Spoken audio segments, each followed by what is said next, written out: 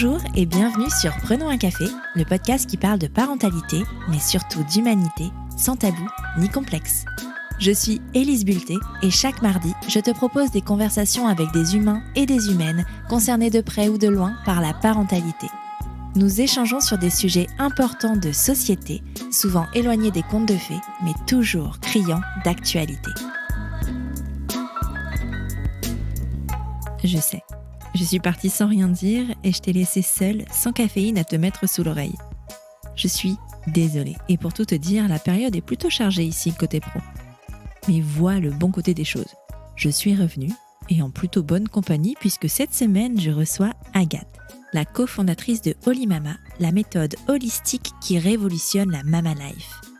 Mais avant d'être une girl boss passionnée, Agathe a connu un bouleversement dans sa vie, la maternité. Pourtant sage-femme de formation, Agathe était loin de s'imaginer le tsunami qui allait la submerger à la naissance de ses enfants. Jacques, 3 ans, et les jumeaux Anton et Aurèle, 2 ans. 3 enfants en 2 ans. Il n'en fallait pas moins pour qu'Agathe se retrouve perdue entre cette nouvelle identité de mère, son couple refourgué au 36e dessous et sa vie professionnelle ponctuée d'un grand point d'interrogation. Tu pensais être seule à galérer ? Mets tes écouteurs et prenons un café. Bonjour Agathe. Bonjour Élise. Bienvenue sur Prenons un café. Merci. Je suis ravie de te recevoir. On échange depuis un petit moment maintenant, c'est chouette. Je suis ravie de voir ton évolution, mais avant de voir tout ça, est-ce que tu peux te présenter en quelques mots, s'il te plaît ? Déjà, merci aussi de m'inviter. Je suis ravie et émue un peu d'être ici. Me présenter, donc je suis Agathe. Je suis mariée, en couple depuis maintenant 10 ans, avec un homme qui est le père de mes 3 enfants. Donc j'ai 3 enfants, Jacques qui a 3 ans, et j'ai des jumeaux, Aurèle et Anton, qui ont 2 ans. Et je suis sage-femme de formation. Et je me suis réorientée maintenant, comme tu le disais, je suis chef d'entreprise. Je suis cofondatrice de Holy Mama. Je vais te poser la question traditionnelle de Prenons un café. Est-ce que tu as toujours désiré être mère ? Oui, c'était pas un désir profond, mais oui, je savais que j'allais avoir des enfants. Ah ouais ? Ouais, c'était évident. C'était pas... Est-ce que tu t'es posé la question même ? Non, t'as raison. C'est une bonne question parce que non, je me suis pas posé la question. Et c'est vrai qu'en devenant mère, je me suis dit, mais ça aurait été intéressant de se poser vraiment la question. Parce qu'en soi, pour moi, c'était évident, c'est tout, c'est comme ça. Pas forcément, tu te maries, tu as des enfants, mais je savais qu'un jour, j'aurais des enfants. Tu as une formation de sage-femme, tu le disais, donc tout ce qui est autour de l'univers de la maternité, ou en tout cas de la naissance, c'est quelque chose que tu connaissais. Est-ce que ça a renforcé ton envie de devenir mère ou pas ? Non, je pense pas que ça allait renforcer. Non, ça m'a plus donné de la confiance en disant je serai pas en total terrain inconnu. Ça a créé aussi certaines craintes parce que tu vois aussi tout ce qui peut moins bien se passer quand tu es sage-femme du coup. Mais ça n'a pas joué énormément sur le fait de vouloir ou de ne pas vouloir devenir maman. Ok. Donc tu disais, ça fait 10 ans que tu es avec ton mari, votre premier enfant a 3 ans. Comment s'est installé dans votre chemin de couple ce moment de dire allez, c'est maintenant, on fait un enfant ? Figure-toi, c'est assez particulier et j'en ai jamais vraiment tant parlé que ça. Mais bon, comme je te dis avant, moi c'était sûr que je voulais avoir des enfants, mon mari aussi. Et lorsqu'on s'est mariés, en fait mon mari a une maladie génétique. Et cette maladie génétique, il se trouvait que tu pouvais faire du DPNI, donc c'est du diagnostic prénatal avant la naissance en fait, donc faire comme une FIV en gros, et sélectionner l'embryon qui n'est pas porteur de cette maladie, parce que la maladie est recevable pour ce genre de choses. Donc moi en tant que sage-femme, je savais que c'était possible de le faire. Je savais aussi que c'était compliqué, parce que déjà une FIV c'est quand même compliqué, même si on n'avait pas forcément de soucis de fertilité du coup, mais en plus ça se fait que dans 5 centres en France. Donc moi, je me suis dit, ok, bon, si on veut le faire, il y a des gros dossiers, etc. On commence tout de suite. Donc en fait, j'ai commencé à créer ce dossier-là, on a commencé à faire tous nos tests, etc. En se disant, quand on aura un enfant, moi j'aime bien anticiper les choses, au moins ce sera prêt. Tu vois, c'est pas en mode, on veut un enfant, mais du coup, on doit attendre 2 ans pour faire tout le protocole. Donc ça s'est fait comme ça, et donc tout le dossier était prêt. Et puis au moment, donc on était mariés depuis, 8 mois, on a un premier rendez-vous à Paris, du coup, parce qu'on avait choisi Paris comme centre. Et les résultats de mon mari n'étaient pas forcément formidables. Et ils nous disent, voilà, on pourra commencer la procédure dans 9 mois à 12 mois. Alors moi, quand on me dit ça, j'en voulais pas forcément maintenant, mais ça me paraissait énorme. Donc on se dit, ok. Suite à ça, on est parti en voyage de noces. Je devais enlever mon stérilet en cuivre parce que ça fait plus de 5 ans que je l'avais. C'est la limite. Et du coup, j'ai enlevé mon stérilet. Mon mari a dit, de toute façon, à mon avis, ça va pas fonctionner. Enfin voilà, on arrête de se prendre la tête, on verra bien. Et en parallèle, je m'étais inscrite, on s'était inscrit avec mon mari, mon mec, je préfère dire ça fait plus jeune. Dis mon mec. à un Ironman, donc tu vois, moi je m'étais dit, au moins j'ai cet objectif-là en tête pour faire passer le temps, entre guillemets. Ouais. C'est un événement sportif, c'est ça? Ouais, c'est un événement, un triathlon en fait. Et figure-toi que j'enlève mon stérilet et que je suis tombée enceinte tout de suite. Pendant le voyage de noces? Non, c'était pas le voyage de noces, c'était pas si cliché. Parce que je crois que je l'ai enlevé après en rentrant. Mais je l'ai enlevé en novembre. Je suis tombée enceinte de Jacques, du coup en novembre. Ah ouais, donc grosse surprise. Ouais. Grosse surprise, effectivement, mais belle surprise, parce que je me suis dit, waouh, tous les deux, c'est fou, en fait, ça fonctionne, c'est tout, on fait confiance à la vie, c'est que c'était le bon moment, et c'est que c'était comme ça que ça devait se faire. Et donc, on zappe le DPI, c'est pas le DPI, je t'ai dit. Et ça t'a fait peur, cette idée, est-ce que tu as ressenti une angoisse au niveau de cette possibilité de transmission de maladie génétique? Non, moi, pas du tout. Moi, j'ai pas du tout cette angoisse, c'est pas une maladie grave du tout. C'était plus dans la famille de mon mari, tu vois, le côté... c'est des choses qui ont été douloureux, qui sont douloureux pour eux, même si c'est pas grave, mais voilà, c'était plus de leur côté que c'était important. Moi, non, pas du tout d'angoisse par rapport à ça. Donc, t'as un retard de règles et c'est comme ça que t'apprends ta grossesse? Tu fais pipi sur un petit bâton? Oui, je fais pipi sur un petit bâton. Très vite, 2 jours. Je connais bien mes cycles, je connais bien mon corps. En plus, j'étais au cuivre, donc j'ai toujours eu des cycles. Ça fait 5 ans que j'avais des cycles. Donc, je fais pipi sur mon petit bâton, effectivement. Et là, chaud, froid, frisson, pleurs, stress, bonheur. Enfin, vraiment, le mélange, tu sais, de plein d'émotions. C'était vraiment fou de ressentir tout ça dans ton corps en même pas une seconde. Et comment se passe la grossesse? Très bien. Ouais. Franchement, rien à dire. Enfin, si, premier trimestre, un peu pénible, clarté nucale importante, risque de trisomie 21, donc un petit stress, mais au fond de moi, je savais que ça allait et ça allait. Super grossesse, j'ai fait un accompagnement global avec une sage-femme formidable que j'embrasse. Donc, super grossesse. Et je me sentais super belle, super féminine et tout. Donc, c'était vraiment agréable. Aucun souci de santé. Par contre, mon bébé, c'était un gros bébé. Et il ne voulait pas sortir. Oh.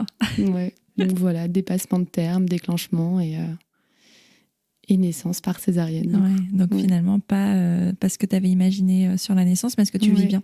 Oui, très bien. Ouais.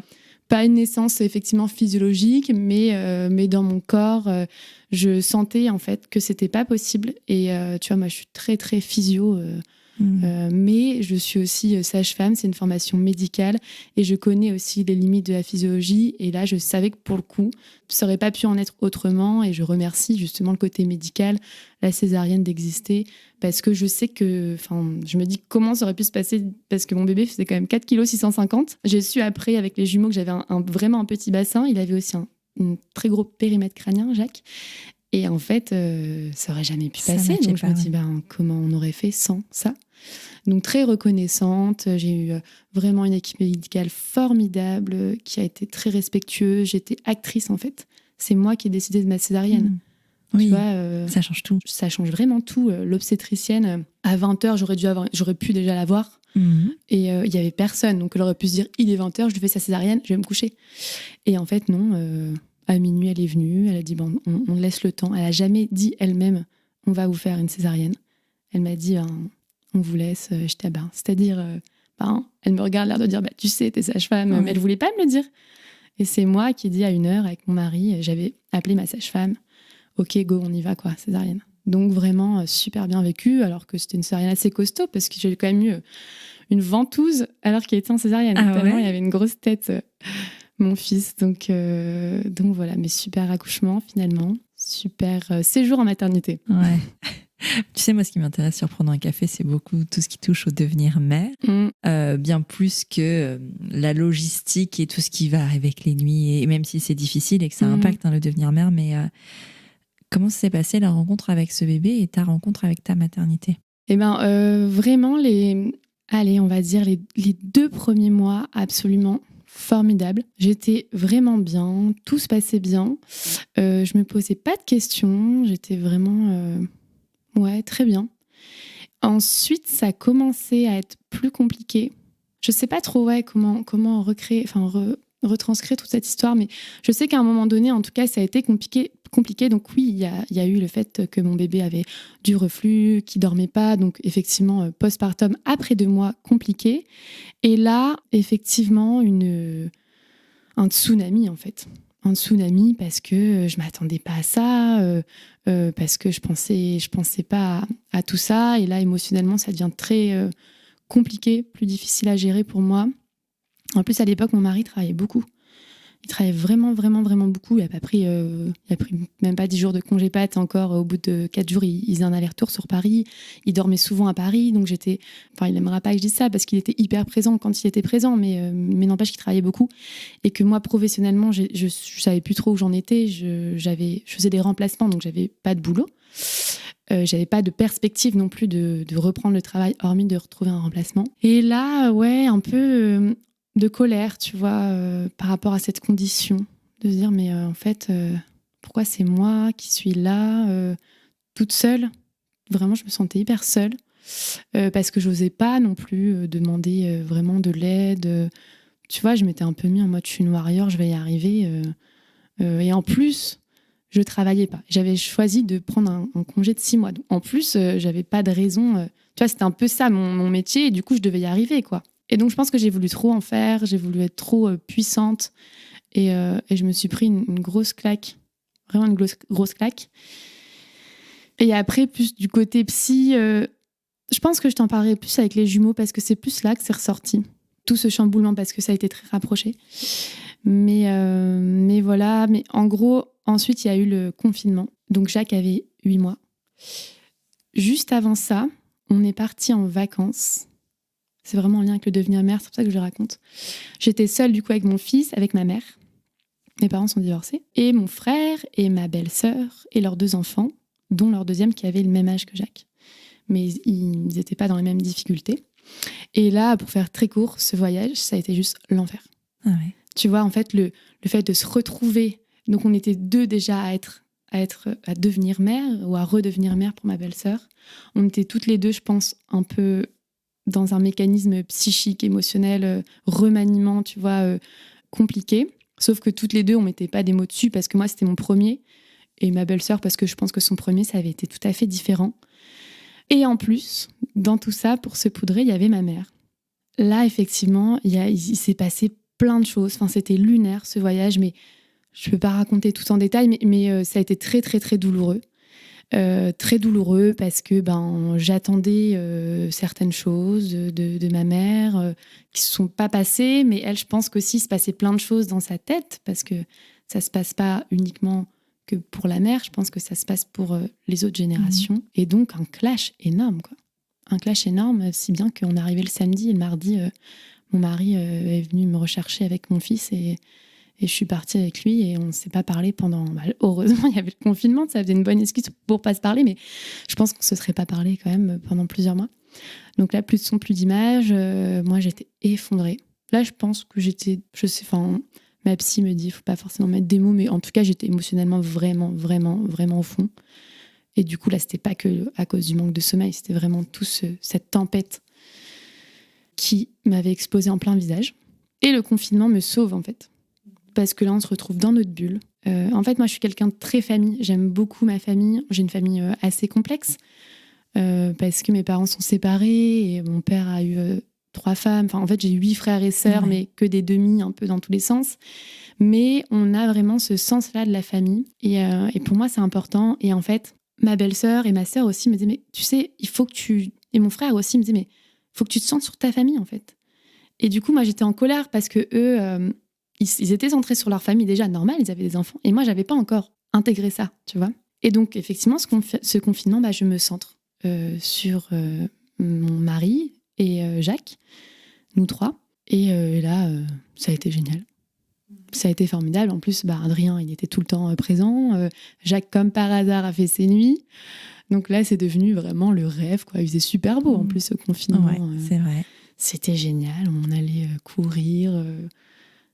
Non, franchement, c'était super. Justement, c'est marrant. Il n'y a pas de hasard dans ce... Il n'y a jamais de hasard. Mais ce côté... mon bébé fait ses nuits à ce moment-là et se recentrer, en fait, c'est vraiment ça. C'est faire famille. Et c'est vrai que c'est quelque chose qu'on n'a pas... En fait, moi, ce que j'entends dans ce que tu dis, c'est vraiment cette transition du devenir mère, mais donc de passer de ce statut de fille à mère. Et donc, ça veut dire se détacher de sa mère et sa mère qui devient grand-mère. C'est très, très complexe. Complètement. C'est souvent des grosses périodes de turbulence dans les échanges familiaux. C'est hyper fréquent. On n'ose pas toujours le dire. On n'ose pas toujours s'affirmer parce qu'on a besoin aussi de ces personnes aux ressources, parce qu'on le dit bien, un village pour élever un enfant. Mais c'est vraiment des moments hyper charnières à ce moment-là. Et enfin, j'ai vécu ce genre de choses, pas aussi. Moi, c'était pendant la grossesse déjà, direct, genre clashons. Clashons tout de suite.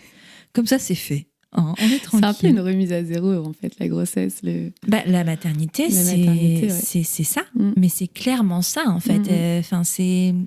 En plus, il se passe tellement de choses en termes neurologiques, au niveau de la transparence psychique. Il y a des choses qui passent dans ton conscient que tu avais oublié, que tu avais enfui. Et d'un coup, ça devient presque ton problème majeur, alors que tu ne sais pas d'où ça sort. Il y a vraiment cette particularité au moment du devenir mère, au moment de la grossesse, au moment de l'accouchement, qui sont uniques, en fait. Complètement. Tu vis pas ça à un autre moment. Non.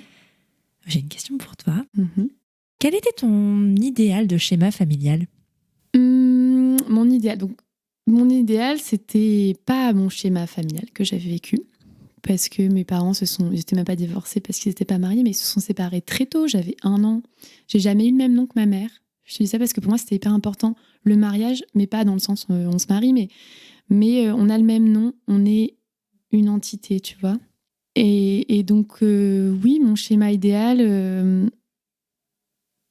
En fait, je suis un peu partagée entre du coup le schéma idéal de le papa, la maman et les enfants. Et voilà, ça dure toute la vie. Et plus tard, on a nos petits-enfants, on les reçoit à Noël. Enfin, tu vois, voilà, vraiment le cliché. Pour moi, c'est vrai que c'est un idéal. Et donc, qui est contraire à ce que j'ai vécu. Et en même temps, comme ce que j'ai vécu, il y avait beaucoup d'amour. J'ai aussi ce truc de pas de pression. Genre, bien sûr, c'est pas mon but de divorcer. C'est pas mon objectif, mais en même temps, j'ai pas cette peur parce que je fais confiance à l'amour. Si ça arrive, en fait, je pense que, en tout cas, moi et je suppose qu'Adrien aussi, on sera assez intelligent pour faire les choses bien et rester, voilà, donner encore de l'amour à nos enfants et à la famille qu'on a créée. Donc, tu vois, c'est un peu ambivalent ce que je te dis, mais oui, j'ai un idéal, mais c'est pas vraiment un idéal. C'est oui, je tends vers ça, mais si ça n'arrive pas, bien sûr, je me donne tous les moyens pour y arriver. Mais j'ai pas non plus cette peur de pas y arriver. Tu vois. Ouais. Est-ce que tu t'es toujours imaginé avec plusieurs enfants ? Oui. Ouais. Parce que tes enfants ont un écart d'âge très rapproché. Est-ce que tu avais imaginé déjà qu'ils arriveraient par 2 ? Ça, non. Et est-ce que justement, à quel moment tu as ressenti un désir d'un nouvel enfant ? Est-ce que tu l'as ressenti ou est-ce que c'est arrivé par surprise ? Non, c'était pas une surprise. Comme je te disais, c'était vraiment le bonheur absolu. On était dans un état de lune de miel à 3, quoi. Du coup, on était heureux. Et puis, comme je te l'ai expliqué au début, on pensait pas que Jacques il allait arriver aussi vite. C'est vrai qu'on s'est même pas reposé la question du DPI pour notre deuxième et troisième, du coup.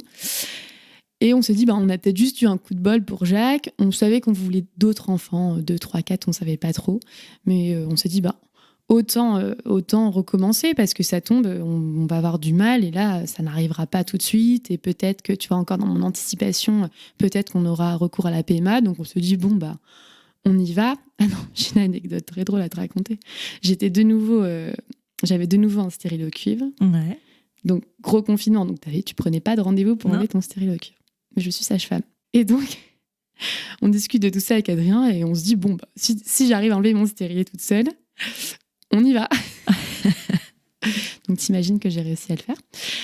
Et on se dit, bah voilà, on teste et rebelote. Vraiment, j'ai beaucoup de chance. On a beaucoup de chance, mais je suis tombée enceinte tout de suite. Pareil, 2 semaines après, quoi. Ouais.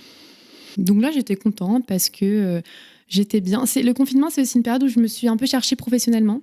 Je me suis dit, bon, qu'est-ce que je fais ? Et j'ai un peu eu... avant Jacques, je me cherchais aussi professionnellement. J'adorais mon métier, mais je sais pas, il me manquait quelque chose. Voilà, j'étais un peu perdue. Et du coup, je m'étais posé la question de me dire, bah tiens, pourquoi pas être mère au foyer ? Mais déjà, pour Jacques, je m'étais rendu compte qu'en fait, non. En fait, c'était pour moi le plus dur métier au monde. Et qu'en fait, c'était pas fait pour moi. Mais là, je me suis dit, bon, bah, je sais pas trop encore où j'en suis professionnellement. On lance le deuxième. Bon, bah voilà, 2 grossesses rapprochées, je reprendrai.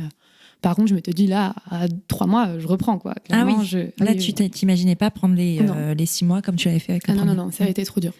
Trop dur pour moi, non. Et puis, je me suis vraiment rendu compte que c'était pas moi, en fait. Je suis quelqu'un d'hyperactive et j'adore bosser. Et donc, non, c'était pas moi. Ça, j'avais trouvé une réponse. Donc, les deuxièmes arrivent dans ce contexte. Ils arrivent dans ce contexte-là, donc on est super contents. Genre, waouh, c'est dingue, c'est fou. On a trop de chance, quoi, en fait. Il y a des jumeaux dans ta famille ? Non. Donc, énorme surprise. Ouais. Tu l'apprends à quel moment ? Tôt ou... À l'échographie de datation, du coup. Donc, j'étais seule. Enfin, Adrien, il était avec Jacques dans la voiture. Oui, mais il on pouvait pas venir. Oui. Non. Donc, j'étais seule. Et en fait, c'est vrai que j'étais vraiment très, très, très, très fatiguée. Nausée un peu, mais pas tant que ça. J'ai pas trop ces symptômes-là, moi, enceinte.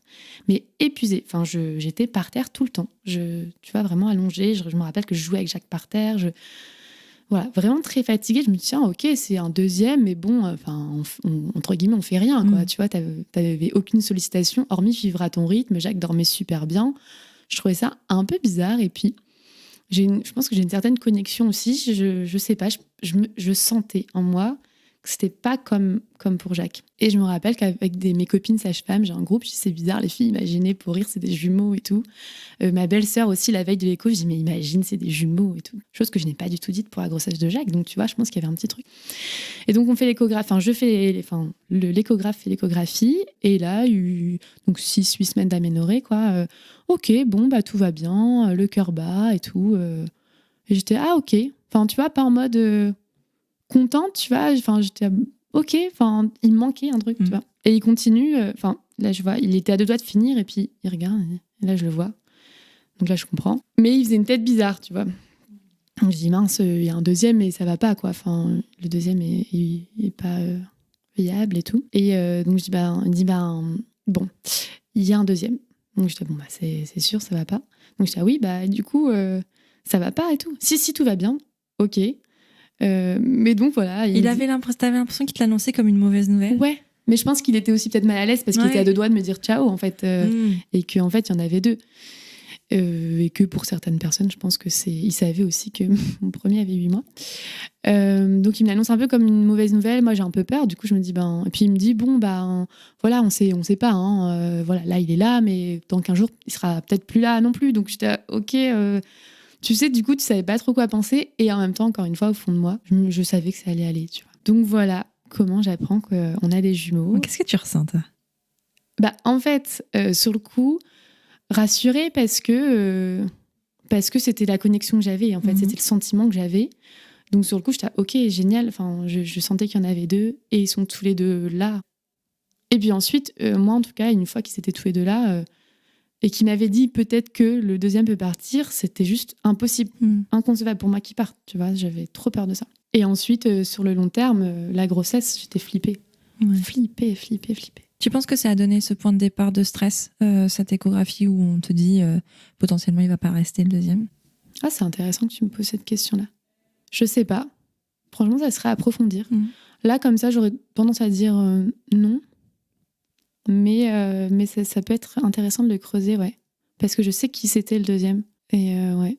J'y réfléchirai. J'aime bien poser des questions comme ça. Tu ouvres peut-être une porte. Et tu l'annonces comment à ton mec ? En fait, j'étais en pleurs. Ah ouais ? J'étais tremblante. J'arrive dans la voiture, il me dit qu'est-ce qu'il y a ? Je savais pas parler. Impossible de parler. Du coup, je lui donne l'échographie. Et je dis, regarde. Donc, il regarde. Donc, il lit, je vois qu'il tourne la page et tout. Il me dit, ok. Je dis, Puis là, il revient en arrière. Il dit, Gémellaire, c'est quoi ? Gémellaire, c'est 2 ? Je dis, oui. Et là, on pleure tous les 2. complètement sous le choc, quoi. Ouais. Mais en même temps, c'était un choc de bonheur, tu vois. Ça pourrait être un choc en mode ouah, c'est horrible. Bah, c'est flippant aussi en même temps. Enfin, Ouais. des enfants rapprochés, c'est déjà quelque chose, mais alors en plus, quand on a Ouais. deux en même temps. Mais je pense que nous, on aime bien les challenges. Ouais. Et du coup, c'était plutôt une nouvelle. En tout cas, là, au moment de l'écho, c'était une bonne nouvelle. Mais comme je te disais, après, pour moi, c'était. Ouais, difficile. Comment tu vis la grossesse? Bah, pareil, super grossesse, hein, médicalement, aucun souci. Par contre, émotionnellement, là, je me suis dit, c'était difficile parce que, en fait, pour Jacques, j'avais envisagé d'allaiter 1 an. Enfin, tu vois, j'étais dans ce délire-là, l'allaitement. Enfin, c'est pas un délire, hein, parce que ça peut porter à confusion, ça peut paraître négatif ce que je dis, mais je m'étais dit, voilà, pendant 1 an, je l'allaite, le cododo longtemps, accouchement sans péridurale, couche lavable, que des habits éthiques, Vinted récupérés, pas de perturbateurs. Enfin, tu vois, j'étais vraiment... Mais j'étais trop, en fait. C'était trop. C'était une pression, finalement. Mais bien sûr, je m'étais mis une pression de malade, en fait. Et donc là, je m'étais dit, c'est pas grave. Enfin, entre guillemets, ma deuxième grossesse, l'allaitement, il se passera mieux, je pourrai aller loin, il n'aura pas de reflux, je pourrai accoucher sans péridurale et tout. Et en fait, là, je me dis, non. Gémellaire, c'est forcément médicalisé. Allaitement, merci. Je vois pas, je m'imaginais pas allaiter 1 an des jumeaux. Donc, ça m'a un peu cassée là-dedans. Et en même temps, je pense que c'est une bonne chose parce que si peut-être qu'ils avaient été uniques, je me serais remis cette même pression pour mon premier, tu vois. Bon, ça m'a pas empêché que ce soit difficile, mais ça m'a permis d'explorer d'autres choses. Et par contre, émotionnellement, je me suis dit, il faut vraiment que je me fasse accompagner. Et donc, j'ai été suivie pendant toute ma grossesse par Nina. Enfin, je peux la citer, je pense. C'est les chroniques de Nina. Bien sûr. Qui est absolument formidable, qui est sage-femme aussi de formation et yoga thérapeute et tant d'autres choses. Et qui m'a fait énormément de bien. Donc, c'était vraiment un suivi émotionnel où on travaille avec le corps, avec l'esprit, où on a travaillé sur plein de choses dans ma famille, avec mon père, sur ma mère. Et ça m'a fait du bien. Tu vois, je me suis sentie forte, je me suis sentie un peu armée, tu vois. En tout cas, émotionnellement, je me sentais apaisée grâce à ce suivi-là. Okay. Et ton lien avec ta mère pendant ta grossesse, est-ce qu'il s'était rétabli entre-temps ou est-ce que vous étiez toujours un peu en froid? Oui. Il s'est rétabli en juin, du coup, post-confinement. Enfin, ça a été du coup très compliqué parce que moi, j'en ai vraiment, vraiment voulu. Parce qu'avec ce qui s'est passé, j'ai découvert une facette de ma mère qui m'a vraiment peinée. Enfin, vraiment une désillusion hyper importante. Notre lien, il sera jamais ce qu'il a été. Il restera vraiment, en tout cas pour moi, toujours endommagé par ce qui s'est passé. Mais il s'est rétabli pour Jacques, en fait. Voilà, du coup, elle s'occupe énormément de mes enfants, de mes 3 enfants. Elle est vraiment hyper présente. J'ai rien à dire là-dessus. Et du coup, le lien est créé autour de ça, en fait, maintenant. Et nous, je veux dire, on s'entend, tu vois, mais depuis la naissance des jumeaux, même la grossesse des jumeaux, on n'a jamais fait un restaurant en tête-à-tête ou jamais on s'appelle juste pour se prendre des nouvelles. C'est « Ok, tu récupères Jacques, ok, machin. » Tu vois ? Le lien mère-fille est distendu et compliqué. Mais c'est intéressant parce que ça ressemble beaucoup à l'émancipation. Ouais. C'est ça, hein, en fait. Complètement. Les jumeaux arrivent. Ils arrivent dans quelles circonstances? Enfin, tu as de nouveau une césarienne ou... Ouais, en fait, c'était super. Donc, j'aurais pu accoucher par voie basse, médicalement. C'est pas parce que c'était des jumeaux que j'avais une césarienne avant. Ça, c'était OK. Mais en revanche, ils font une radio du bassin parce que le deuxième, ou même le premier, mais le premier était en tête, le deuxième peut être en siège. Bref, même radio du bassin, vraiment en miette, bassin vraiment trop petit. Ils disent non, c'est pas possible. Du coup, un peu déçue. Mais en même temps, ça me consolidait par rapport à l'accouchement de Jacques. Et en même temps, ok, merci, le côté médical d'exister et de ne pas prendre de risques pour mes bébés. Donc, césarienne programmée. Le vendredi 11 décembre, on programme une césarienne pour le 18. Donc, un peu déçue par contre de la programmation. Parce que Jacques, j'avais été déclenchée, mais j'avais quand même eu des contractions, etc. Donc, j'avais été quand même actrice. Et là, déclencher, c'est vraiment en mode t'y vas avec ta valise, tu ouvres le ventre. Comme si, moi, j'avais cette idée, je vais au supermarché acheter un truc et je ressors avec, quoi. Et ce côté de ne pas ressentir dans mon corps, ça me dérangeait vraiment beaucoup. Et en fait, absolument génial, parce que le samedi matin, 8h, Jacques se réveille, 8h, 8h30. Et je le cherchais dans son lit, là, je romps la poche des os d'Aurel, le premier. Et là, j'étais trop contente. Enfin, j'étais complètement perdue. Attends, j'ai rempli la poche des os, mais je fais quoi? Du coup, j'attends quand même la semaine prochaine pour ma césarienne. Enfin, tu vois, la sage-femme, elle n'était pas du tout. Et donc, super contente. Je romps la poche des os. Ma mère arrive chercher Jacques. On part au bout d'1 heure. Et là, j'ai des contractions spontanées que je n'avais pas eues, du coup, pour Jacques. Et là, génial. Moi qui suis passionnée de la physiologie, je vis vraiment la physiologie, quoi. Contractions qui augmente au fur et à mesure. J'arrive à la maternité, ils me disent pas pourquoi. Enfin, donc j'explique, j'ai une césarienne programmée. Ah bon, pourquoi? Parce que j'ai accouché à Tourcoing, ils sont très fusion. Donc je dis, bah non, c'est parce que vous avez des jumeaux. Je dis, bah oui, mais radiopelvimétrie. Ah oui, bon, effectivement, et tout. Donc ils étaient aussi un peu déçus. Et il y avait du monde, donc j'attends. Et là, je vis mes contractions, mais à fond. Mais c'était génial, quoi. J'étais vraiment un animal, c'était trop bien. J'étais dans ma bulle, j'étais vraiment connectée à fond. C'était vraiment trop génial. Je sais pas, mais c'était vraiment... Ouais, t'as kiffé, quoi. J'ai adoré, ouais. Et je me rappelle, du coup, je commençais vraiment à monter. Et l'anesthésiste rentre à un moment vers 1h. Ouais, ça devait être vers 1h, parce qu'ils sont nés à 13h31 et 13h33, le 12-12. Et puis, il m'entendait rugir, quoi. Et je pouvais pas lui répondre, parce que je pense que j'étais déjà loin. Et il me dit, bon, madame, on va se dépêcher. Dans ma tête, je dis, non, vous dépêchez pas, laissez-moi, tu vois. Laissez-moi, j'étais bien, venez pas, en fait. J'avais pas envie qu'ils viennent. Je me rappelle, à un moment, même, je vais aux toilettes et j'avais envie de rester dans ces toilettes. Et en fait, je sais que Aurel, j'aurais pu le mettre au monde. Parce qu'en plus, ils étaient à 37 semaines. Donc, c'est vrai qu'ils étaient prévus gros bébés, mais du coup, à 37 semaines, ça allait. Et là, ça a été un peu plus douloureux. Du coup, ils ont vu que pour moi, c'était avancé. Et donc, ils se sont un peu dépêchés pour la césarienne. Et donc, j'ai eu la césarienne. Mais jusqu'au moment où ils m'ont posé la rachis, j'étais assise, vas-y Aurel, vas-y, c'est le moment, tu peux sortir. Et je sais qu'il aurait pu sortir vraiment. C'est possible ça d'ailleurs, de faire un accouchement voix basse pour le premier et une césar pour le deuxième? Ouais, c'est possible. Ouais. Bon, ils aiment pas trop, parce que c'est pas terrible pour le deuxième. Puis ça me crée un peu un contexte d'urgence. Mais moi, j'avais pas peur de ça.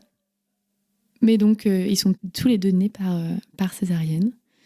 Et du coup, ça s'est bien passé, mais tu vois... Par rapport à Jacques, où je te dis que j'ai bien vécu la césarienne, alors que j'aurais pas dû avoir de césarienne, alors que les jumeaux, tu te dis un peu plus que tu vas avoir une césarienne et que je m'étais plus préparée à la césarienne pour eux, j'ai moins bien vécu la césarienne parce que j'ai ressenti vraiment que Aurel, et après j'ai un doute sur Antoine, je ne pourrais jamais savoir, mais qu'Aurel aurait pu naître par voie basse. Ouais. T'as ce sentiment d'inachevé un peu?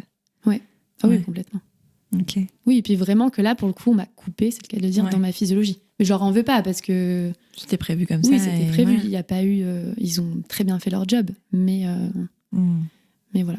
Ok. Et comment t'accueilles ces petits bébés? Comment tu deviens de nouveau maman? Et pour la deuxième et troisième fois en même temps? Franchement, j'ai vraiment de la chance. Les 2 premiers mois, pour moi, c'est tout le temps... c'est lune de miel. J'ai de l'ocytocine à fond. Je sais, j'ai pas de baby... Enfin, j'ai un baby blues quand je quitte de la mater parce que je quitte le cocon et je me sens très fragile. Mais ça dure pas longtemps. J'ai des allaitements... Tu vois, les jumeaux, je m'étais pas mis de pression. Je dis, bon, ça marche pas, tant pis. Allaitement direct. Pourtant, ils étaient petits, tu vois, 2,5 kg, 2,7 kg. Directement, ils tètent. Tout se passe bien. Ils perdent pas de poids. Tout va bien. On rentre à la maison. Donc, j'avais quand même une césarienne un peu plus costaud, du coup, pour Jacques. C'est quand même douloureux, tu vois. Tu peux pas trop marcher. Dès que tu tousses, ça te fait mal. Porter Jacques, c'était impossible, bien évidemment. Mon mari, on rentre de la maternité, tombe dans l'escalier, se casse le pied. Oh non. Si, je te jure. Donc là, pareil, ocytocine, lune de miel, on se marre, quoi. Alors qu'en fait, c'était juste le pire scénario possible. Enfin, on avait quand même Jacques qui avait 15 mois. C'est ça. Heureusement, il marchait, il était déjà pas mal autonome, mais quand même, tu vois, il était encore en lit à barreaux. Et on a une maison, enfin, il y a quand même les escaliers, quoi. Donc voilà, mais là, pour le coup, Adrien, j'avais beaucoup préparé le postpartum aussi avec Adrien. Je dis, mais là, en fait, non, quoi. Enfin, tu retournes pas travailler. Tellement de colère, pas contre lui, mais vraiment contre la société, parce qu'en soi, contre le système. Voilà, c'est pas de sa faute à lui. Mais entre deux, il n'y a pas eu où les 28 jours, c'était pas passé entre deux? Non, pas encore. Je sais plus. Je pense que c'était juste après, parce qu'ils sont en décembre, mais je crois que ça arrivait en juillet. En juillet, c'est ça. Donc non, mais par contre, il avait pris 1 mois. Ok. Il y avait 1 mois, il y avait beaucoup moins de pression au niveau du travail, il avait passé. Puis bon, c'était décembre, c'est souvent une période un peu plus calme. Ouais. Donc il prend, c'est 1 mois, mais dans le plat, quoi. Enfin, il n'y avait pas de plate, mais vous êtes tous les deux en convalescence, quoi. Complètement. En plus, moi, pour la petite anecdote, enfin, c'est pas une anecdote, mais ma cicatrice infecte, donc je dois retourner à la maternité, je me fais réouvrir. D'ailleurs, c'est marrant, tu vois, de me faire réouvrir pour la deuxième naissance. Parce qu'Antoine, je pense que c'était pas son moment pour lui, le 12-12. Et donc, tout se passe bien. Même Adrien, après ces 1 mois là, de congé, au final, il reste quand même assez présent à la maison. Et puis moi, je m'étais inscrite à une formation de naturopathe en mai. Donc, je savais aussi qu'à 4 mois, ciao, bonsoir. Ciao, bonsoir. Non, mais t'avais une deadline. Mais j'avais une deadline. Une reprise. J'avais pour moi cette porte de sortie. Ouais. Je sais que pour certaines mamans, reprendre le boulot, c'est horrible, mais moi, c'était vraiment ma bouffée d'air de me dire je vais me retrouver. Ouais. Ah, puis bon, t'avais enchaîné aussi avec Jacques, où t'étais restée beaucoup avec Ouais. lui et tout ça. Enfin, oui. c'est pas juste un postpartum, enfin, c'est 2 postpartum. Ah, mais complètement. Oui, mais bout à bout, avec en plus, c'est ça que j'ai pas approfondi la question pour Jacques sur mon devenir mère, parce qu'en final, j'ai pas pu. Ça a été tellement rapide. Enfin, il avait 8 mois, je suis retombée enceinte et voilà, j'ai pas creusé vraiment tout ce qui s'est passé émotionnellement pour moi, pour Jacques. Et donc, du coup, ça se passe globalement bien. Enfin, c'était hard, bien sûr, mais ça se passe bien. On a un super village, vraiment. Ouais. Vous êtes bien entourés. Super entourés. Que ce soit, du coup, Adrien, mes parents, bref, super bien entourés. Et puis après, pareil que Jacques, reflux, nuit horrible. Jacques qui se remet, enfin bref, vraiment horrible. Enfin, on ne dormait pas, en fait, c'était que des nuits blanches. On a eu une nounou de nuit aussi, un moment. Ça a été difficile pour moi, vraiment sentiment d'abandonner mes enfants, tu vois, et de pas réussir à... Je me lève pas pour eux. Ouais, c'est ça. Mais tu vois, et ça qui est intéressant, c'est que même si tout était propice au niveau de l'organisation à ce que ça se passe bien, parce qu'en plus avec mon mari on se relayait, donc tu vois, même si on passait des nuits horribles en soi, enfin on a eu plein d'organisations différentes, mais j'avais 3 nuits où moi j'étais en charge, donc ça veut dire que j'avais aussi 4 nuits où tu pouvais dormir. Où je pouvais dormir. Ouais. Mais on était quand même épuisés parce que bon, même 3 nuits blanches sur 7 nuits. Oui, puis 3 bébés. Et 3 bébés. Attends. Non mais ouais, c'est clair. Même si tu dors, 3 bébés quand même. Ouais. Mais là, tsunami fois 1 milliard, parce que celui de Jack, il n'avait pas été réglé, en fait. Donc, ça fait que amplifier tout ça. Et là, là, c'était horrible, vraiment. Enfin, du coup, oui, dépression. Même si... J'adore ma psy, parce qu'elle me dit, mais à la fin, je la vois encore, du coup, mais un des derniers rendez-vous, c'était vraiment une période sombre. Je lui ai dit, mais du coup, c'était une dépression, ce que j'ai vécu, parce que tu sais jamais, en fait, c'est quoi une dépression. Ouais. Elle me dit, mais en fait, peu importe. Mais parfois, mettre le mot, c'est important. Oui, ouais. Tu sais, c'est vrai. Ça explique des choses, ça veut dire quelque chose. Alors si, généralement, les périodes intenses de dépression, de tristesse intense, de vraiment gros remaniement, des choses très, très difficiles. Pendant le postpartum, il n'y a pas 36 000 mots, en fait. Ouais, c'est vrai. À partir du moment où ça dure plus de 2 semaines après le postpartum immédiat, donc en plus, toi, tu dis que ça commence après, c'est une dépression postpartum. Ouais. Et poser le mot, c'est pour certaines, peut-être pas pour tout le monde, j'en sais rien, je parle pas au nom de toutes les femmes et des hommes, parce que les hommes font aussi des dépressions postpartum, mais poser le mot, c'est donner déjà un premier pas parfois vers la guérison. C'est dire, ok, je ne suis pas folle, ce que je vis, c'est vraiment un vrai truc, et surtout c'est une pathologie en fait qui se soigne. Et c'est ça en fait, c'est que c'est pas un état qui dure. La dépression postpartum dure pas en fait, elle dure, même si elle est pas prise en charge, elle ne dure pas. Contrairement à la dépression, de manière générale, qui sont hors postpartum, elle s'installe, elle dure, l'état dépressif, mais la dépression postpartum, elle a une fin. Et c'est ça ça peut donner de l'espoir aussi, en fait. C'est vrai. Tu vois ? Ouais, t'as raison. Je comprends complètement. Ouais, du coup, grosse dépression postpartum, on peut le dire. Mais c'est vrai que je le dis jamais. Enfin, tu vois, le fait qu'elle m'ait dit ça, du coup... Est-ce que c'est pas par honte du tout, hein. Non, mais une question de légitimité. De dire, en fait, si mon professionnel de santé n'a pas mis les mots, c'est peut-être que c'est pas ça, ce que j'ai vécu. Non, parce que je sais qu'au fond, c'est ça. Mais en fait, moi, à la base, je suis quand même quelqu'un de... J'adore vivre, tu vois. Et du coup, dans un sens, ça me fait un peu du bien, même si je sais que que je l'ai vécu et que j'en ai vraiment pas honte et que je le dis ouvertement. Enfin, ouvertement, pas forcément, mais je le dis en tout cas. Mais du coup, j'associe pas non plus... les jumeaux à dépression postpartum. Enfin, j'associe à les jumeaux, ça a été hyper compliqué. J'ai vécu des choses de dingue. Mais en fait, c'est surtout qu'avec tout le travail que j'ai fait avec ma psy, et avec moi-même aussi, ça m'a tellement apporté. Tu vois, d'aller en profondeur. Mais la dépression postpartum n'a pas seulement un impact négatif, c'est hyper douloureux à vivre, mais généralement... en fait, la dépression postpartum, de mon avis, n'arrive jamais par hasard. C'est-à-dire qu'en fait, c'est un signe du corps qui te dit tu ne peux pas continuer dans cette direction. Et les femmes très heureuses, avec une joie de vivre comme ça, sont aussi touchées par la dépression postpartum parce que ça n'a rien à voir. Généralement, ça prend racine ailleurs. Ça n'a rien à voir avec nos enfants, en fait. Et c'est ça aussi qui est intéressant et qui est important, je pense, à pointer, c'est que les enfants ne sont pas la cause. Et c'est pour ça que j'aime bien travailler sur le devenir mère et sur vraiment la maternité et la paternité aussi. Hein. Mais parce que c'est un changement intrinsèque, c'est vraiment quelque chose d'interne et qui n'a rien à voir avec nos enfants. Il y a des facteurs, entre guillemets, aggravants des enfants qui dorment pas, par exemple, des enfants avec des pathologies.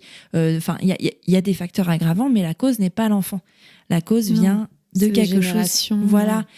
Il y en a plein des causes. Ça peut être des violences dans l'enfance, ça peut être un schéma dysfonctionnel, ça peut être plein de choses, mais ça peut même pas venir de l'enfance. Généralement, ça vient quand même d'un lien avec les parents. C'est vrai que c'est intéressant. Mais c'est jamais l'enfant qui est la cause, et c'est difficile hein, parce que comme ça intervient à ce moment-là, on a tendance à associer, alors qu'en fait, ça l'est pas.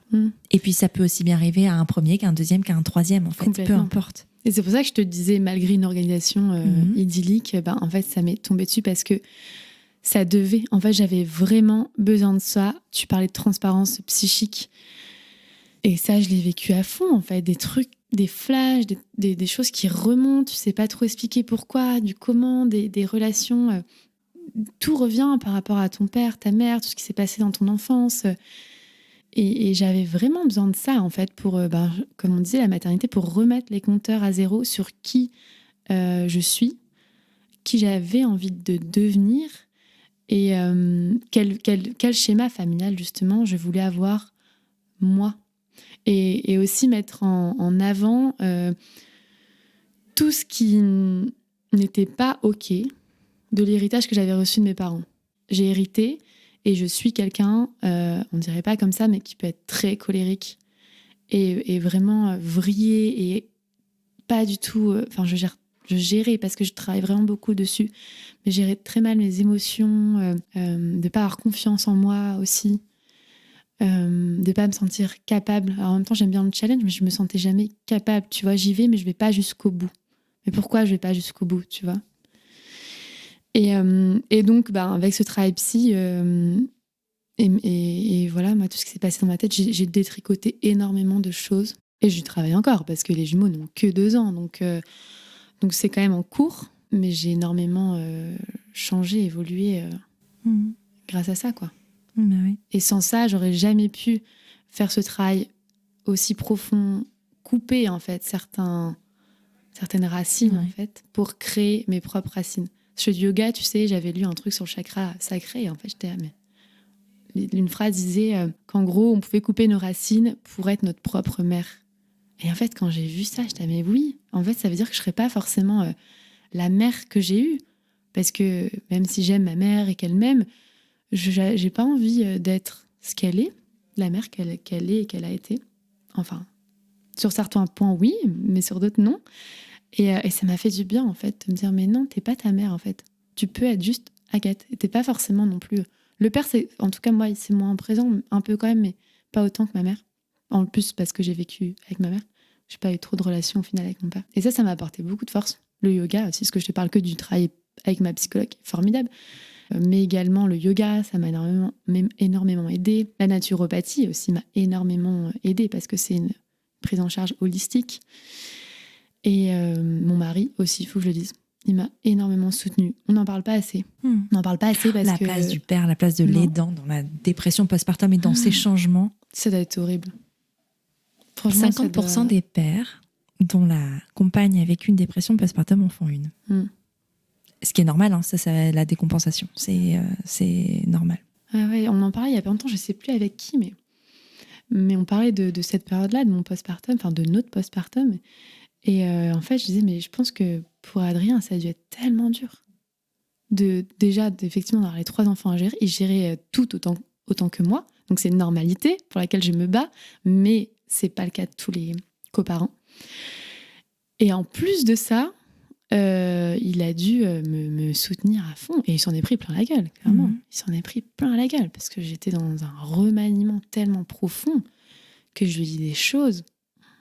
Vraiment. Puis ça doit pas être simple Parce que tu vois, t'épouses ou tu rencontres ou tu tombes amoureux d'une personne. Et quand la maternité a un tel poids, enfin, ça change à ce point ta personne, en fait, il faut retomber amoureux de cette personne-là aussi. Ouais. Bon, après, le coparent change aussi avec la parentalité. C'est pas, enfin, c'est le couple qui devient famille. C'est pas juste la mère qui devient mère et le père, il fait ce qu'il peut. C'est pas ça du tout. C'est vraiment une question de couple. Mais il y a des choses à réécrire, en fait, puisque on sait peut-être un peu plus ce qu'on veut aussi. Il y a vraiment des choses un nouveau lien presque à tisser. Ah, mais oui. Qui est difficile et qui s'apparente à une tempête. Tu vois, moi, je l'ai vécu, ça, pas forcément suite à... Bon, quoi que finalement, on pourrait se poser la question, mais moi, mon mec a fait un burn-out professionnel qui est arrivé quand notre fille avait 1 an et demi. Donc, en fait, tu sais, ça pourrait être presque assimilé au postpartum. C'est un changement majeur, mais c'est vrai qu'on l'a jamais envisagé de cet angle-là. Ça pourrait être intéressant d'y repenser.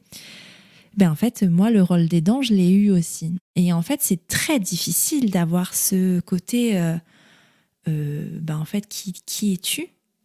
Enfin, tu remanies toute ta vie, c'est bien, mais moi aussi, parce que postpartum et parce que aussi, pas une dépression postpartum parce que j'ai été accompagnée, mais vraiment un gros changement.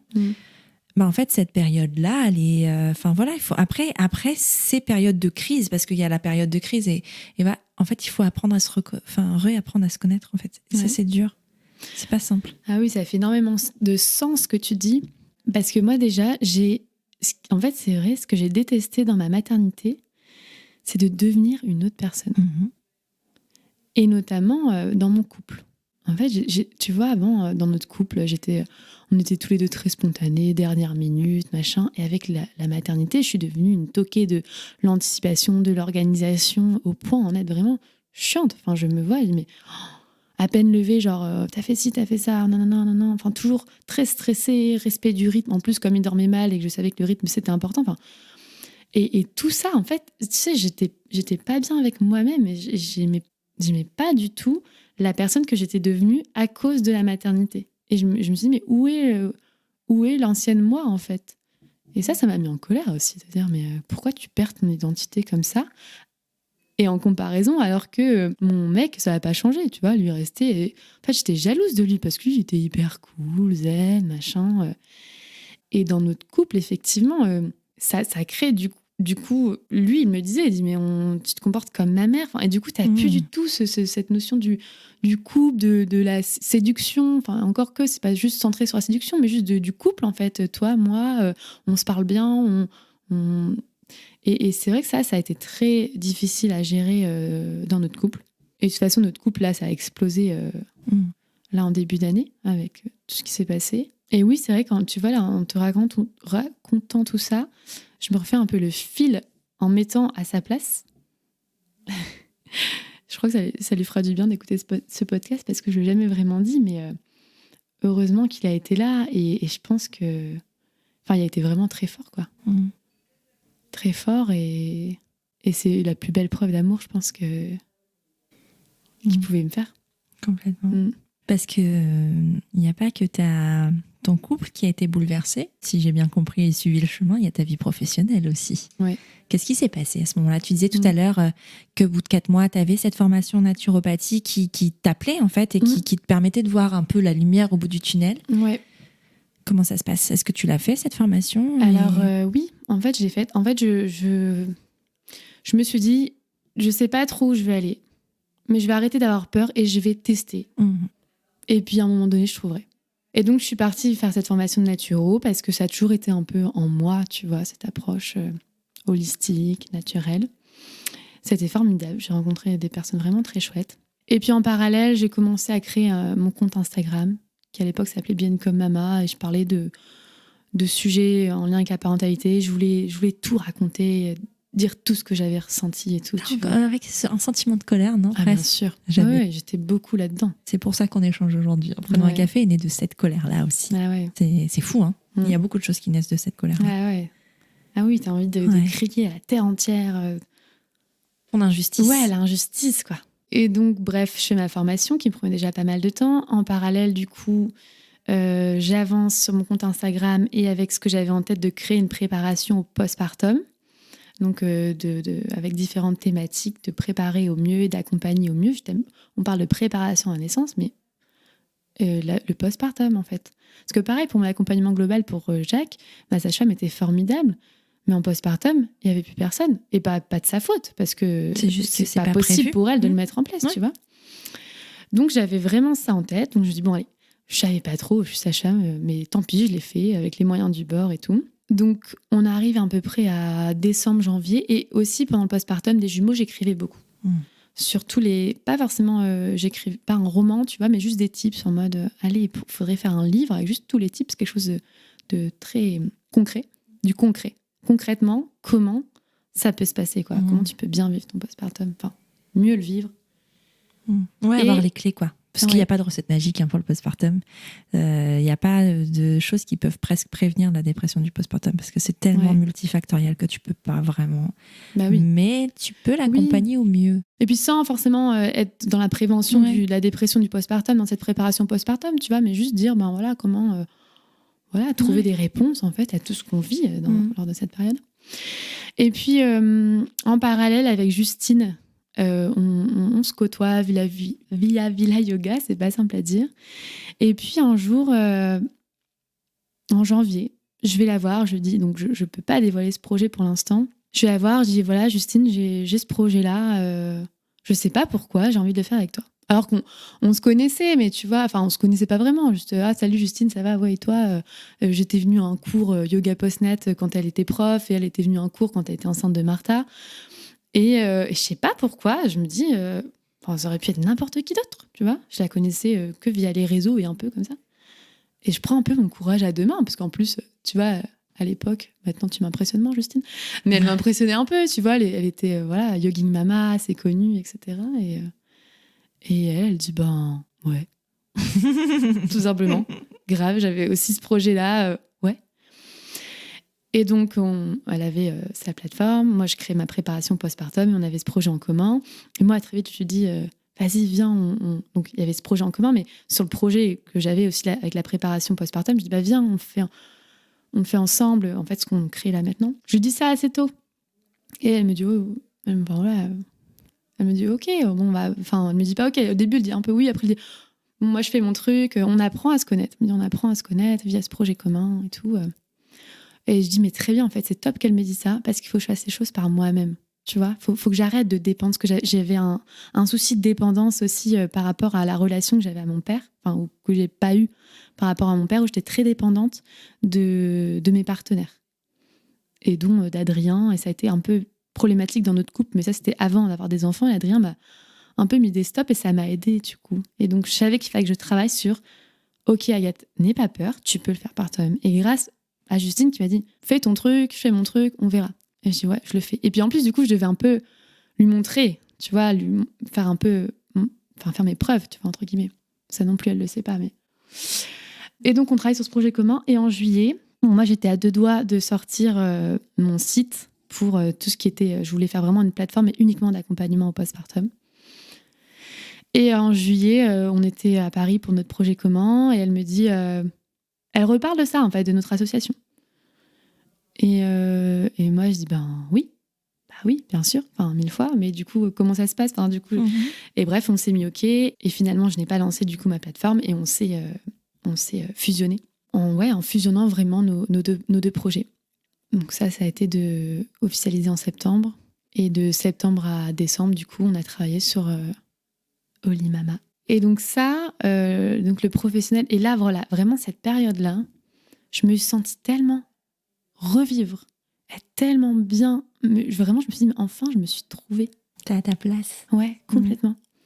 Mais ça a été aux dépens, quand même, de un peu ma vie de famille, mais surtout mon couple, où j'ai eu un espèce de sentiment de... Tu vois, j'avais envie de penser un peu qu'à ma gueule, tu vois, clairement. Désolée pour les gros mots. Et c'est vrai que j'étais assez égoïste. Et comme j'avais eu cette colère de... pourquoi pas les femmes, en fait? Pourquoi c'est aux mères d'eux? Et donc, du coup, c'est vrai qu'Adrien, à partir de ma formation de naturo, donc des 4 mois postpartum des jumeaux, c'est lui qui a eu ce rôle de papa au foyer. Et c'était pas simple pour lui parce que lui, c'est un entrepreneur qui bossait comme un taré. Et en fait, tout ça, encore une fois, il l'a fait par amour pour moi, pour notre famille. Parce qu'Adrien, lui, pour le coup, son idéal de vie, c'est vraiment la famille, c'est hyper important pour lui. Et tu vois, pendant quasiment un an, moi, c'était moi, j'en avais besoin, tu vois. Plus mon travail d'accompagnement psy à côté. Et c'est vrai que je compte pas mes heures. J'ai beaucoup travaillé. Adrien a beaucoup géré au niveau du perso. Et moi, j'étais, comme je le remercie. Après, ça me paraît pas anormal qu'il ait fait ça. Enfin, parce que toi, tu l'as fait aussi avant. Oui. Et c'est vrai que, parce qu'on voit un thérapeute avec Adrien, et le thérapeute a mis le mot de rivalité. Et c'est vrai que je pense que j'ai eu un peu ce côté-là, tu vois, genre, pourquoi pas nous, quoi. Enfin, pourquoi pas nous, les femmes aussi. Et ce qui fait que du coup, dans notre couple, niveau repère, ça a été très compliqué. Enfin, tu vois, je passe de la nana un peu perdue, pas confiante en elle, à bon, tiens, je vais être mère au foyer, je m'occupe de mon enfant à temps plein, etc., à la girl boss, quoi. Tu vois. Et donc, du coup, ouais, dans notre couple, ça a été très, très explosif. On avait besoin de remettre un peu les compteurs à zéro. Et on le fait. Je dis pas on l'a fait parce qu'on n'a pas fini. Mais depuis novembre, du coup, on remet les compteurs on travaille sur notre couple. Tu vois, on a parlé un peu du couple tout à l'heure et c'est vrai qu'on n'est pas préparé à vivre ça. Et du coup, moi, j'ai vécu aussi ce remaniement plutôt en postpartum. Moi, j'appelle ça le remaniement postnatal. Où c'est plutôt en postnatal, moi, le devenir mère qui m'expose en pleine figure. Et voilà, du coup, on travaille là-dessus dans notre couple et on lance Olimama demain. C'est marrant d'ailleurs que je sois là aujourd'hui. C'est comme clôturer un chapitre pour en lancer un nouveau, même si ça reste une continuité, mais les dates sont jamais anodines. Ouais, c'est vrai. Parce que bon, c'est pas d'aujourd'hui qu'on parle de ce podcast, il est prévu depuis longtemps, cet enregistrement, depuis quelques semaines déjà. Donc en fait, il y a encore une fois pas de hasard. Et moi, ce que j'aime beaucoup dans ton parcours, dans ton discours, c'est vraiment, c'est un remaniement, comme tu dis, mais dans sa globalité. J'aime aussi le fait que tu normalises la thérapie de couple. Parce que ça, je crois que c'est le truc qui passe en tout dernier. Dans toute cette spirale, dans tout ce tourbillon, c'est ce qui arrive en dernier. Et pourtant, c'est une base solide, quoi. C'est le socle. Quand c'est sain, quand c'est... quand il y a vraiment quelque chose de... Je perds mon mot, pourtant c'est sûrement un mot que j'utilise tout le temps. Mais quand c'est sain, quand c'est vraiment constructif, quand c'est pas toxique, tu vois, la relation de couple, elle vaut le coup de la travailler et je pense que c'est utile et intéressant. Et je pense que même la préparation à la parentalité au global devrait se faire en couple quand on est en couple, en fait. 1000 fois. Parce que c'est vrai que les seconds parents sont souvent mis de côté, finalement, dans tout ce parcours de soins aussi. Complètement. Bon, le Covid a en plus rien arrangé avec l'interdiction au rendez-vous, certaines mamans qui ont même accouché seules. Enfin, c'est pas simple. Bon, moi, je trouve ça honteux, carrément. Ouais. Oui, non, mais complètement. Ouais. Mais le fait que les seconds parents soient pas intégrés à tout ce parcours, même à la mater, où il y a encore énormément de maternités où ils sont pas acceptés pour dormir, alors que, c'est pas une question de confort, c'est une question de nécessité. Complètement. Et donc, du coup, comme on les intègre pas dans le parcours dès le départ, forcément, ils vont pas aller... c'est pas naturel d'aller chercher leur place pour eux aussi. Et puis, en plus, quand la mère vit le tourbillon qu'elle vit, c'est encore plus difficile. Et c'est pour ça que je pense que c'est important de pouvoir à un moment... Alors, tous les moments sont pas opportuns pour le faire, je pense pas. Mais à un moment de se prendre la main et d'y aller ensemble pour écrire la suite, en fait. Tout simplement de dire, OK, alors il s'est passé ça. Qu'est-ce qu'on veut être maintenant ? Est-ce qu'on veut être ensemble maintenant ? Est-ce que cette famille, on la voit ensemble ou séparément ? Et construire et reconstruire en fait un nouveau chapitre, quoi. Et j'adore que t'en parles aussi comme ça et voilà. Après, c'est pas évident autant tu vas sur Instagram, j'ai tout le temps sans tabou, etc. Et en fait, notamment avec la thérapie de couple, je mourais d'envie d'en parler parce que ça nous a tellement apporté. Et c'est ce que j'ai fait, mais je me suis quand même pas mal posé la question parce que ça n'implique pas que moi. Oui, bien sûr. Et comme tu dis, c'est pas du tout normalisé. C'est vite associé à une grosse faille, à une faiblesse, un échec. Mais bon, moi, pas de tabou. Ouais, puis en plus, si tu veux, j'ai l'impression que quand on parle du couple, après la parentalité, on parle que de sexualité. Tu vois, genre la reprise des rapports, le machin, tout. Enfin, tout ce qu'on lit, tout ce qu'on voit, ça a un lien avec la sexualité. Ouais. Alors qu'en fait, pardon, mais Cosmo nous a menti. Le ciment du couple, c'est pas la sexualité. Ça en fait partie. Et voilà, selon les histoires, selon les couples, c'est plus ou moins important. Et ça, c'est propre aux personnes.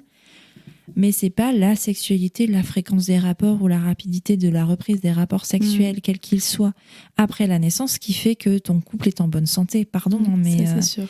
Mais par contre, on entend beaucoup ça.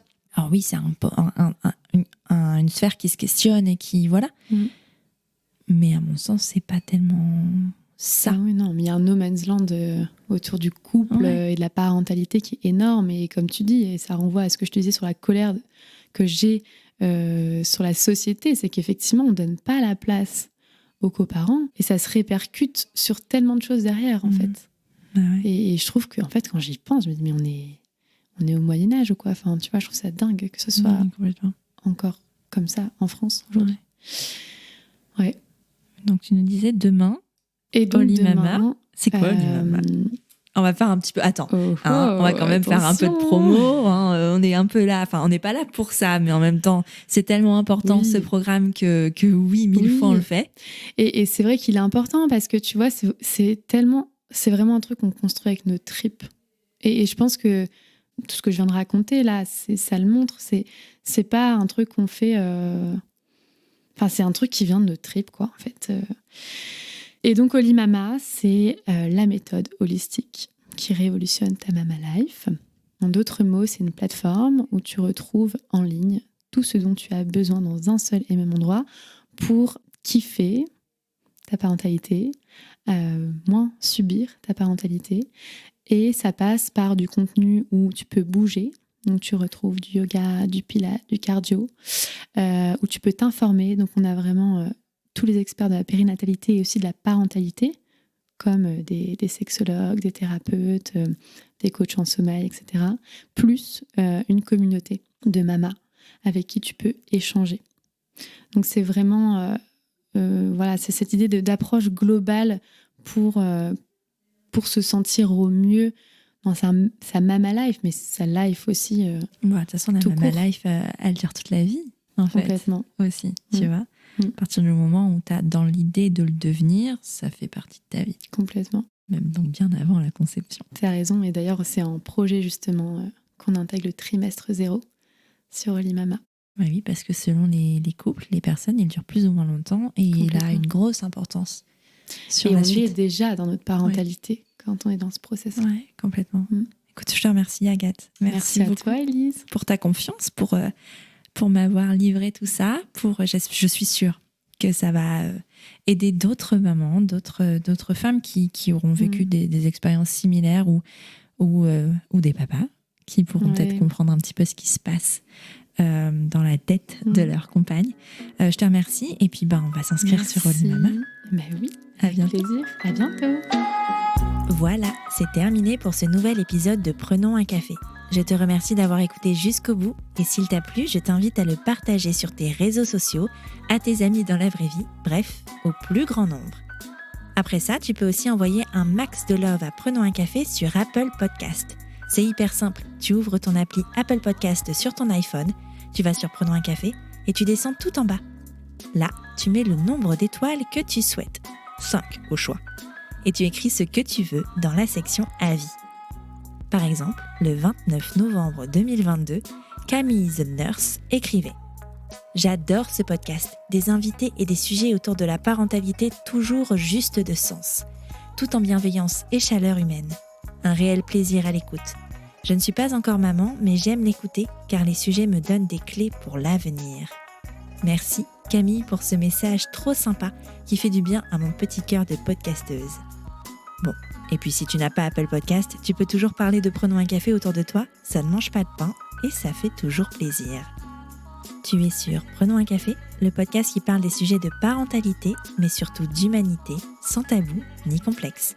Je te retrouve prochainement pour un nouvel épisode. Abonne-toi à Prenons un café sur ton appli de podcast préféré pour ne rien manquer. D'ici là, prends bien soin de toi autour d'un café.